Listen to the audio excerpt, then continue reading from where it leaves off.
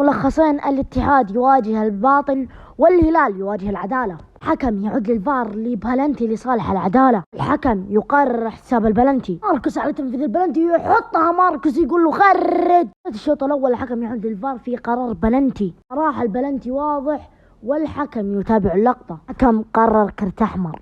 كرة عرضية هلالية وصالح الشهري بالرأس، ولكن الحارس ربي مجنون.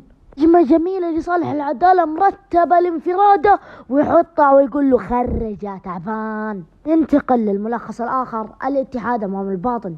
يهجم لصالح رومارينو ويلعب لك كرة لحمد الله، وحمد الله ايش التصرف هذا؟ عرضية لصالح الباطن وشرحيلي يبعدها ولكن بعيدة عن عوض، وتسديدة وحجاز. ايش سويتوا بالعارضة؟ الحمد لله الحمد لله الحمد لله. شرحيلي يلعب لك عرضية ممتازة وإلى روما وروما وخرج يا شيخ. الكوت لديكم لا خوف عليكم. كورنادو يتلاعب دفاع الباطن يلعب لك عرضية روما وتسديدة ولكن بعيدة شوية روما. أحب مرة يوم روما يوقف ويشوت، دائما يضيع زي كذا.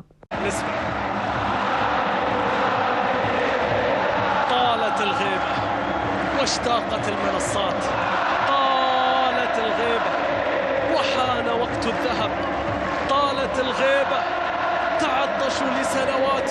وهجمة اتحادية عن طريق رومارينو يلعب لك تسديدة ولكن شوي بعيد يا روما، بس حلوة صراحة، حلوة الركضة وحلوة التسديدة. ومع نهاية خطيرة بالراس وهدف، ولكن الهدف يلغى بداعي التسلل.